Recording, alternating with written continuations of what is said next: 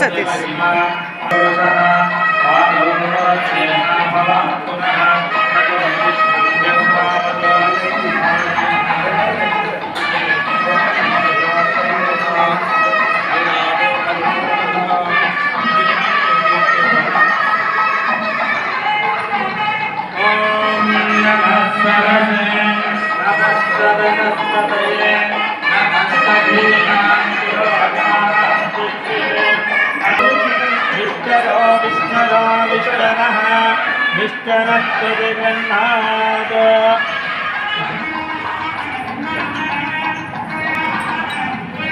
శ్రీరామచంద్రాయ నమః.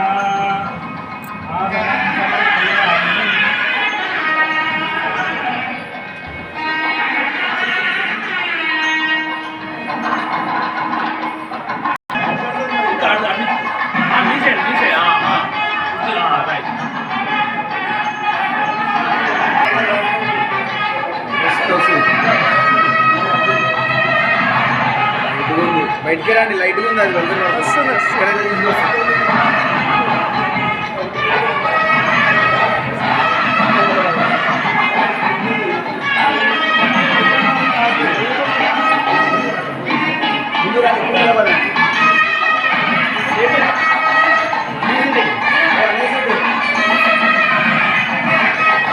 అన్న కొంచెం ముందర రండి.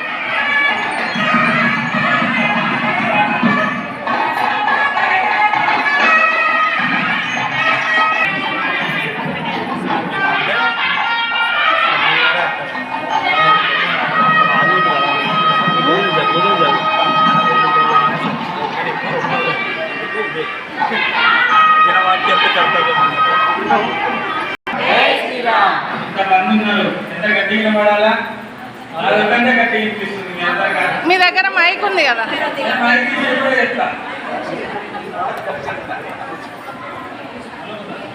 ఒక చిన్న వృత్తాంత కథ చెప్పి సరదాగా మనం ఏం జరిగింది, తిరుమలలో మనకు స్వామివారికి వివిధ వాహన సేవలు జరుగుతూ ఉంటాయి.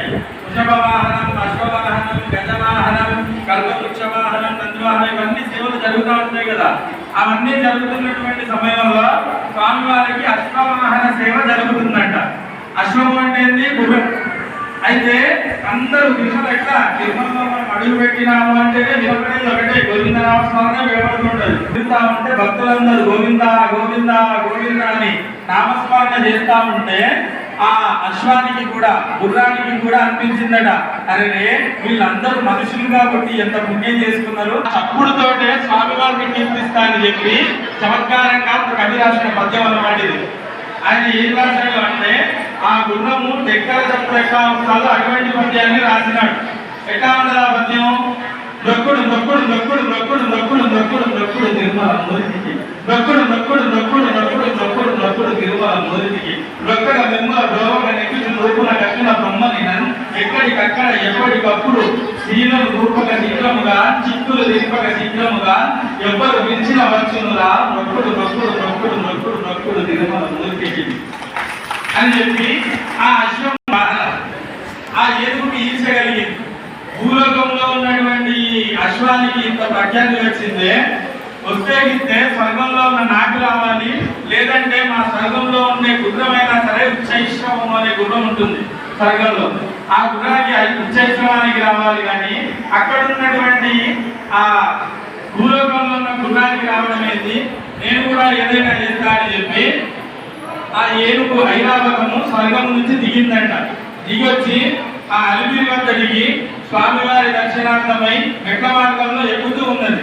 అక్కడ ఉన్న భక్తులందరూ చూసి అరే తెల్లగుందే ఎందుకు విచిత్రంగా ఉంది, ఎవరు నువ్వు, ఎందుకు వచ్చినావు, ఎక్కడ పోతున్నావు, ఇట్లున్నావు ఏంటి అని అడిగేది. అప్పుడు ఆ ఏనుగు ఏం చేసింది, తాను కూడా తబలా వాయించినట్టుగా వచ్చేటటువంటి శబ్దంతో ఆ ఏనుగు ఒక పద్యం చెప్పింది. కరెక్ట్ది